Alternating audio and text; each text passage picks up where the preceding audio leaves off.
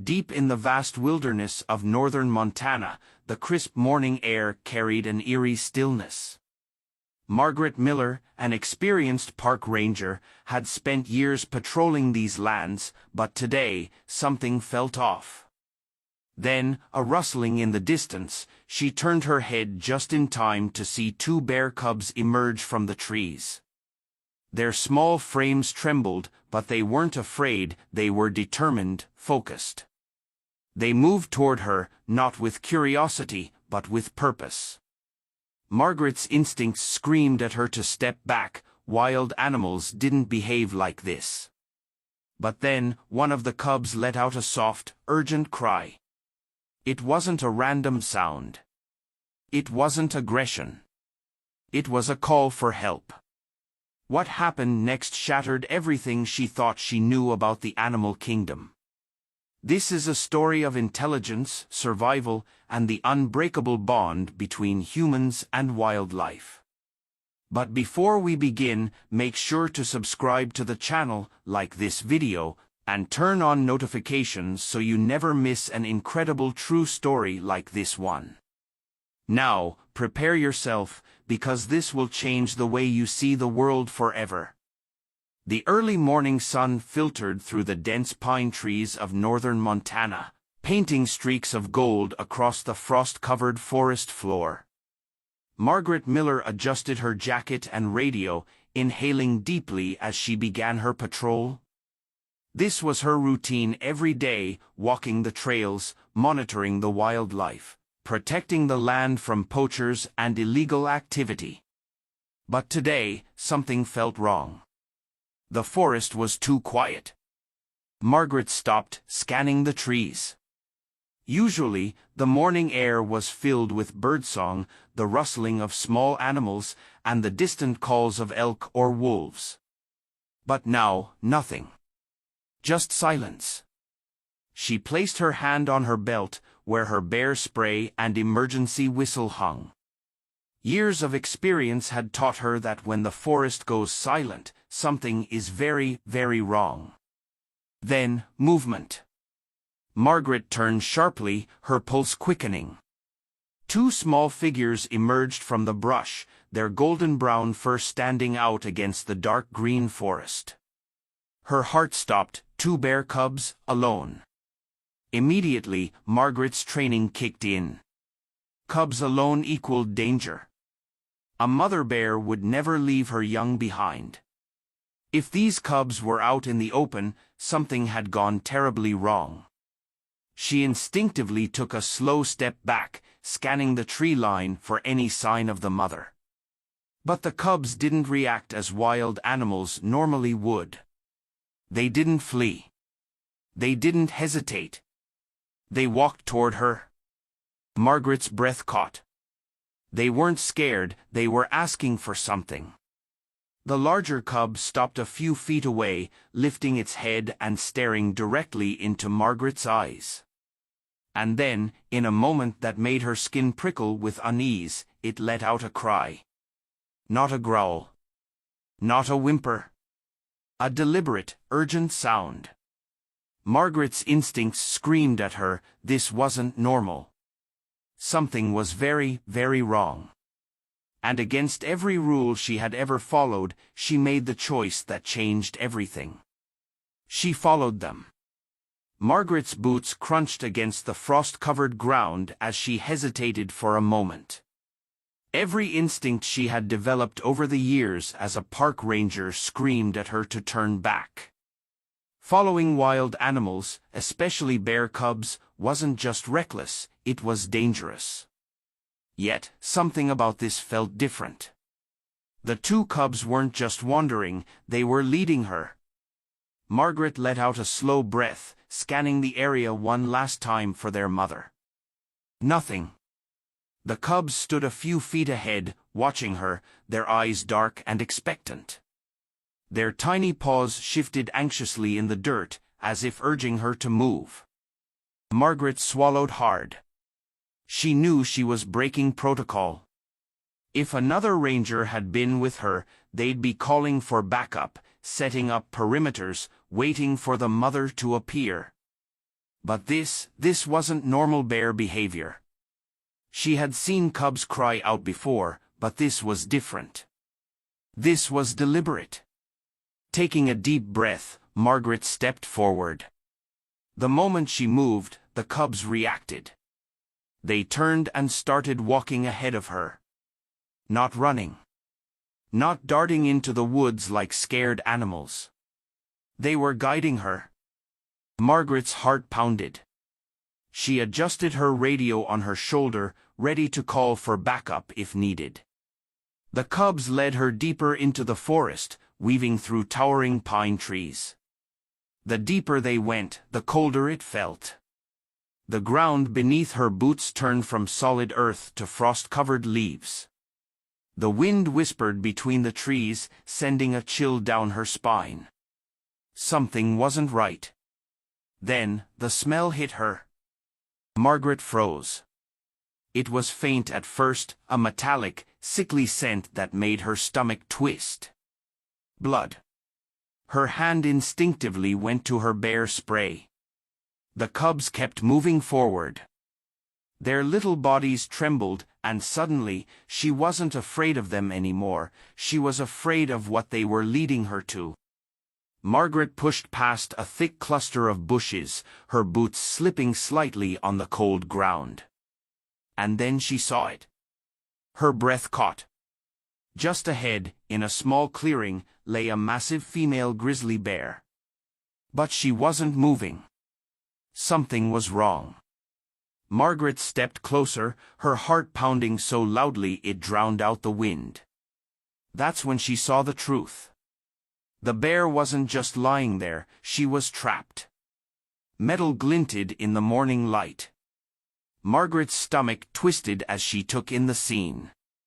Two massive steel traps had snapped shut around the bear's hind legs, their jagged teeth cutting deep into her flesh. Blood had seeped into the dirt beneath her, turning the frost a dark, sickening shade of red. The bear's massive chest rose and fell in uneven breaths. She was still alive, but barely. Margaret's hands clenched into fists. This wasn't an accident. This was poaching. Someone had set these traps intentionally. And if the cubs hadn't led her here, their mother would have died, slowly, alone, in the freezing woods. Margaret dropped to her knees, pulling out her radio. She didn't hesitate. "Dispatch, this is Ranger Miller," she said, her voice steady despite the anger burning in her chest. "I need immediate backup. We have an injured grizzly trapped by poachers." She looked at the cubs, who had stopped beside their mother, pressing themselves against her fur as if trying to comfort her. Her throat tightened. They had come for her. They had asked for help. And Margaret had just uncovered something far worse than she ever expected. Margaret's fingers tightened around her radio as she repeated the distress call. Static crackled in response. No answer. Her stomach dropped. She was too deep into the forest, the thick canopy and remote location were interfering with the signal. She turned back to the massive grizzly, her eyes scanning the damage. The mother bear's breathing was labored, her body trembling from blood loss and pain. The jagged steel teeth of the traps were sunk deep into her hind legs, and dried blood had started to crust around the wounds. She had been here for hours, maybe longer. The cubs were pressed against her side, their tiny bodies shaking. Margaret exhaled sharply. If she didn't act soon, this bear was going to die. Margaret's mind raced. She had a tranquilizer in her emergency pack, but she knew it wasn't strong enough for an animal this size. Cutting the bear loose by herself was insanely dangerous. Even injured, even weak, a grizzly could kill with a single swipe. But she had no choice. She needed to try something. Margaret slowly reached into her bag, pulling out a flare gun, not to shoot at the bear, but to fire into the sky. Maybe someone would see it. maybe backup would come faster. She aimed straight up and pulled the trigger. A burst of red light shot into the sky, cutting through the morning mist like a beacon. She just had to hope someone saw it. Then she turned back to the mother bear. Margaret knelt a few feet away from the injured bear, her breath slow and steady. The cubs watched her with wide, intelligent eyes. They weren't afraid of her anymore. They had trusted her to follow them here. And now, they were waiting to see what she would do next. Margaret knew the risk. If she got too close, the mother could lash out in pain and fear. If she didn't get close enough, she wouldn't be able to help. The window to save her was closing. Margaret glanced down at the trap, rusted, cruel, the kind used by illegal poachers who didn't care how much an animal suffered. Her fists clenched. She wasn't about to let those monsters win. Margaret pulled out her multi-tool, her fingers steady despite the icy wind biting at her skin. She inched forward, eyes locked on the bear's massive head. Her breath hitched. The bear was watching her, not with aggression, not with fear, just watching. Margaret stopped moving. For a long moment, neither of them moved at all. Then the bear blinked. And as if she understood, as if she knew Margaret was here to help, she stopped struggling. Margaret's chest tightened. This was her chance. She reached for the first trap, her fingers wrapped around the rusted mechanism, feeling the cold bite of metal against her skin. She pressed down as hard as she could. Nothing. Too tight. Too strong. Her arms trembled as she tried again, putting her full weight on the release mechanism. The metal creaked, but it didn't budge. Margaret gritted her teeth. Come on. Come on. She threw her weight against it again. Again. This time, it gave slightly, but not enough. She needed help. Margaret looked at the cubs, her breath heavy. It was insane. Impossible. But they had already proven they understood more than anyone would believe. She reached toward them, moving slowly, and then, softly, she spoke. I need you to push. The cubs stared at her. Margaret motioned toward the trap. She pressed her hands down on the lever again, demonstrating. Then she let go and waited. For one agonizing moment, nothing happened. Then the stronger cub moved. It stepped forward, hesitant, ears flicking back, then pressed its tiny paw against the trap. Margaret's breath caught. The second cub followed. Together, they pressed down. And for the first time, the trap gave way. Margaret didn't hesitate. With one last push, she forced the trap open. The mother bear let out a low, pained grunt, but she didn't attack. She didn't run. She just lay there, exhausted, but free. The cubs let out tiny, urgent cries, pressing against her. Margaret's hands trembled as she reached for the second trap. This time, she wasn't alone. She knew the cubs understood now. Together, they worked as one. And as the final trap snapped open, Margaret felt something she hadn't in years, a connection. A moment of pure, undeniable proof that animals understood far more than humans ever gave them credit for. And these cubs, they had just saved their mother's life. The metallic snap of the second trap unlocking echoed through the cold morning air. Margaret's breath hung frozen, her hands still gripping the rusted mechanism. She had done it. The mother was free. But she didn't move. Margaret's pulse quickened. She should be trying to stand. She should be running. She should be something. But the grizzly just lay there, her chest rising and falling in slow, labored breaths.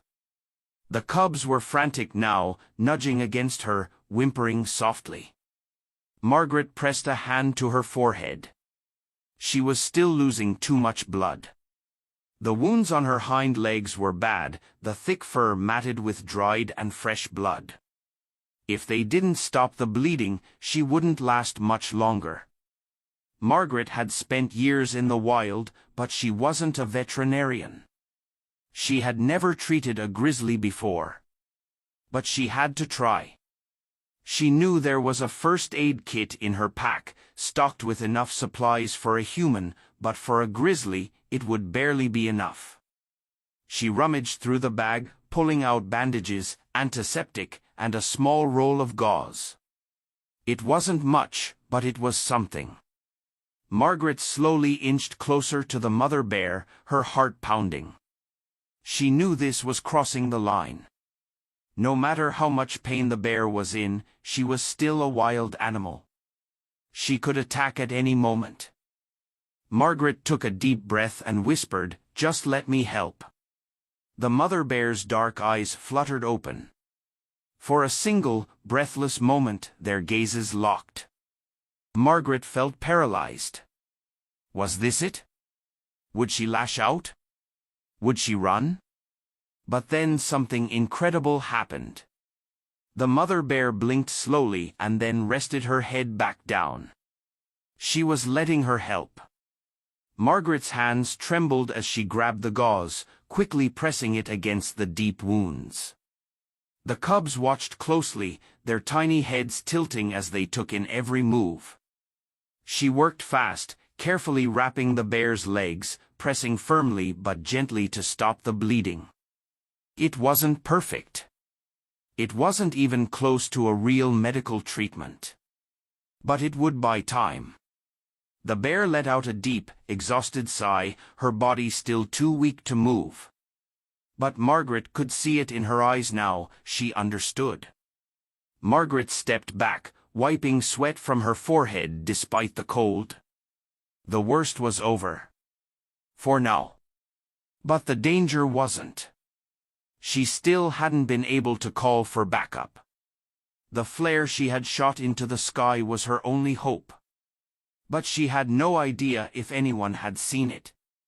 And then a sound cut through the forest. Margaret went still. The cubs froze, their ears twitching. It was faint, but she heard it.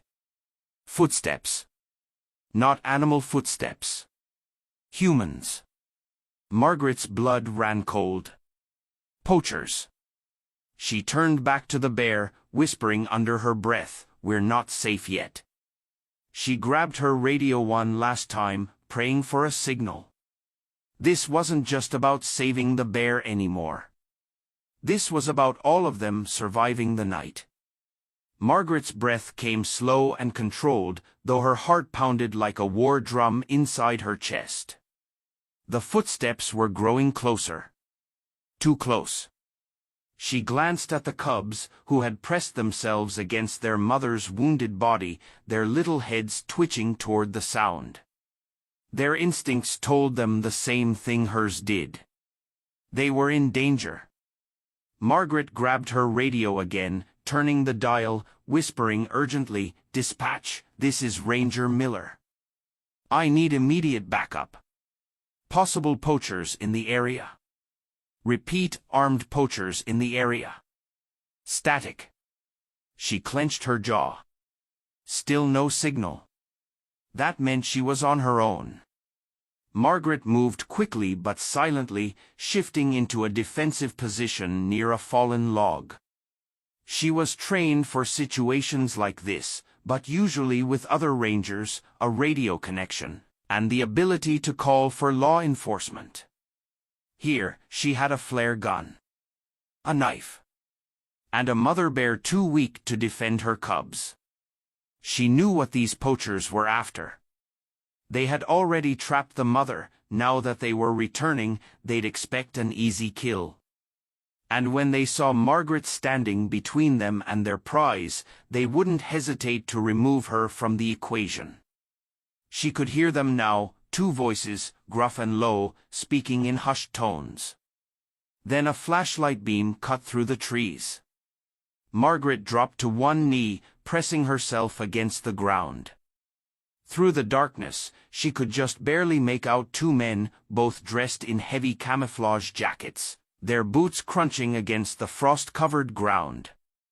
One of them carried a hunting rifle, the other had a large duffel bag slung over his shoulder, likely full of supplies for processing animal parts, evidence of an illegal poaching operation.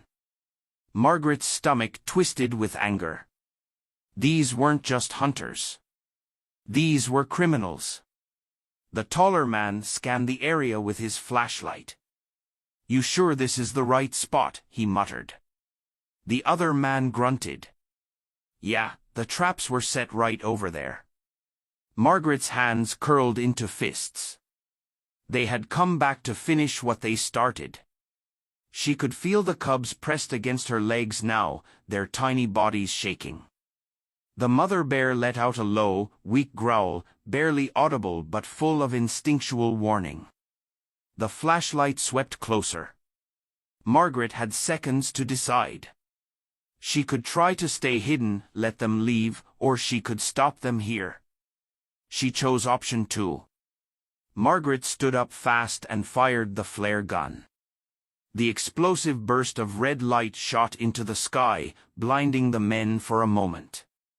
"What the hell?" one of them shouted, staggering back. Margaret stepped forward, her voice sharp and commanding. "U.S. Park Ranger. Put your weapons on the ground and step away from the area." The taller man cursed under his breath. The one with the rifle didn't lower it. Margaret's heart pounded, but she didn't show fear. She couldn't. "This is a protected area," she continued, her tone hard as steel. "You're under arrest for illegal poaching." The men didn't move. Instead, the one holding the rifle let out a slow, amused chuckle. "Lady, I don't think you understand." Then, before he could finish, a deep, guttural growl rumbled behind Margaret. She didn't have to turn around to know what had just happened. The mother bear had stood up. The two men went rigid. The flashlight beam trembled in their hands as they stared past Margaret.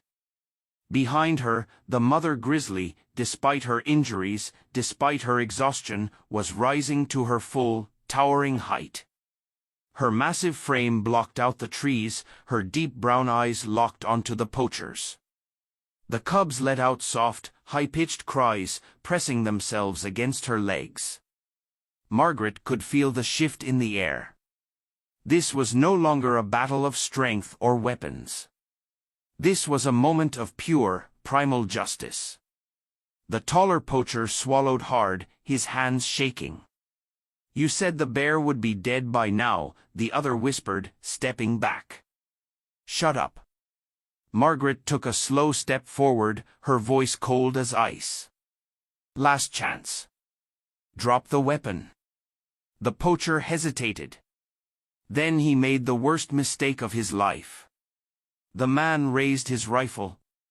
Margaret's finger hovered over the bear spray at her belt. She wouldn't let him fire. But before she had to make a move, the grizzly did. With a deep, bone-shaking roar, the mother bear lunged forward, her massive paws slamming into the ground with earth-shaking force. It was not an attack. It was a warning. A reminder that this was her forest. That they had made a mistake by ever thinking they owned it. The poacher with the rifle staggered backward, his eyes wide with terror. "We need to go." "Now," his partner yelled, already turning to run. The taller man didn't hesitate this time. He dropped the rifle and bolted after him.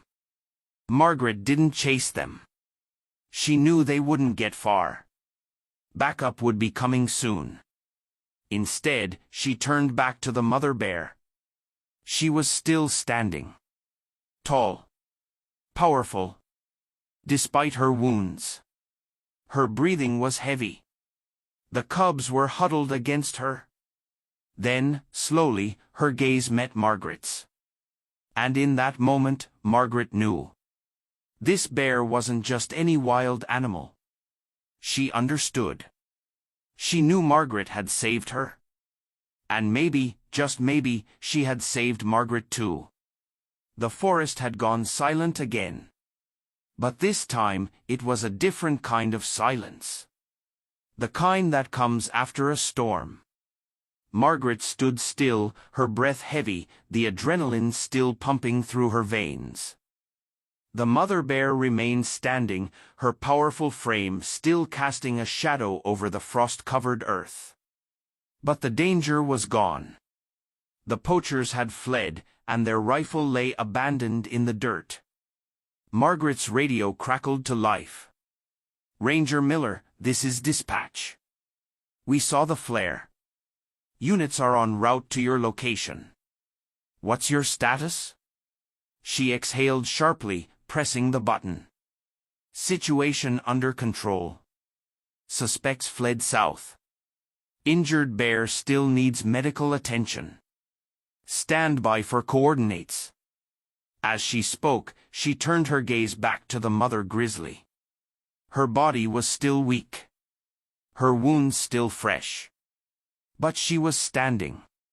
Against all odds. She was standing. Her cubs were huddled beneath her, their small frames pressed into the warmth of her legs. Margaret should have stepped back. She should have let nature take over, but something inside her, something primal, something ancient, told her to stay. For what felt like an eternity, Margaret and the bear locked eyes, and in that moment, something unspoken passed between them. A thank you. A moment of pure understanding that transcended words, species, even logic. Margaret had saved her, and in return, the grizzly had stood beside her, had defended her, had chosen to trust her. That was something no textbook could explain. The distant hum of ATVs and sirens finally shattered the silence. Margaret turned, spotting the approaching fleet of park rangers and wildlife officers, their vehicles carving tracks into the frost-covered earth. The mother bear's ears twitched. Margaret could see the tension in her muscles, the instinctual urge to protect her cubs, to flee, to fight. Margaret took a slow step back and spoke softly. "It's okay. They're here to help." The grizzly's breath came out in a long, slow exhale. And then, with one last lingering look, she turned. The cubs scrambled after her, their tiny paws barely making a sound as they disappeared into the trees. Margaret didn't stop them. She knew they'd be okay now. The forest had claimed them back. Within minutes, the scene became a blur of activity. Rangers secured the area, collected evidence, and set out on snowmobiles to track the poachers. Margaret stood off to the side, watching as they documented the illegal traps, the rifle, the blood-stained earth where the bear had fought for survival. A fellow ranger, Jake Turner, approached her. "Miller," he said, shaking his head in disbelief. "You just took down a poaching operation by yourself." Margaret exhaled, her breath visible in the cold air. "I didn't do it alone." Jake followed her gaze to the trees where the grizzly had disappeared. He didn't question it. He just nodded. Because some things can't be explained. They just are. The forest had returned to its natural rhythm. Margaret stood beside the smoldering fire pit, her fingers wrapped around a steaming cup of coffee as she gazed into the dense Montana wilderness. The morning air was crisp, fresh, and alive once again. The past 48 hours felt surreal. She had followed 2 cubs into the unknown, uncovered a brutal poaching operation, stood face to face with armed criminals, and witnessed an injured grizzly defy death itself. And yet, as she stood there, she knew that this was only the beginning. The poachers had been caught. Thanks to Margaret's flair and detailed report, rangers had tracked the men down by the river, where their truck had gotten stuck in the mud during their escape. They had been arrested on charges of illegal trapping, firearm possession in a restricted area, and attempted trafficking of wildlife. But the real victory wasn't in their arrest. It was in what had been saved. The mother grizzly had vanished into the wild with her cubs, but her story wasn't over yet. Over the next few weeks, Margaret monitored every reported bear sighting in the area. She worked with wildlife biologists to track patterns, hoping for any sign of the bear she had saved. Then, one evening, just before sundown, she found what she was looking for, a set of tracks. Large paw prints followed by two smaller ones. Margaret's chest tightened. They were alive. And more than that, they were learning. The prints showed an unusual pattern. The mother bear had stopped near a riverbank where another trap had been set, one she had avoided. Not only that, but she had changed course, guiding her cubs away. Margaret felt her throat tighten. Could it be possible? Had she remembered? Had she taught her cubs what she had learned? It defied everything science said about animal behavior. Bears relied on instinct, not memory. But Margaret had seen too much to ignore the truth. This bear was no ordinary grizzly. She had trusted Margaret. And in return, Margaret had given her a reason to survive. Months passed, and whispers of the survivor began to spread through the park. Campers, hunters, and rangers alike spoke of a massive grizzly, one with deep scars on her back legs, who had been seen leading her cubs through the highlands. But the most remarkable part? She was avoiding human traps. Not just by accident. She was teaching other bears to do the same.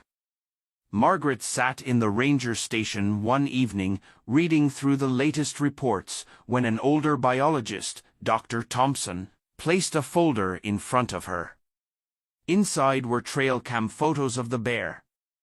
Clear as day, she saw her again, standing tall, her cubs now older, stronger.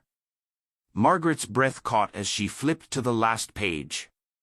A recent sighting, near the very spot where she had saved her. The mother bear had returned. Not for help. Not out of desperation. Just to be seen. Margaret closed the folder and looked toward the darkening forest beyond the window. Somewhere out there, beneath the endless sky, a legend was walking. And Margaret knew, deep in her soul, she would never forget her. Because some stories, some bonds, some miracles, they never die. Some stories change the way we see the world. If this one touched your heart, remember, animals are far more intelligent, resilient, and connected to us than we ever imagined. What do you think? Can animals truly learn from us? Let us know in the comments. If you love stories like this, make sure to subscribe to the channel, like this video, and turn on notifications so we can bring you more incredible stories of survival, courage, and the unbreakable bond between humans and wildlife. Subscribe. Like. Share. Let's spread stories that matter.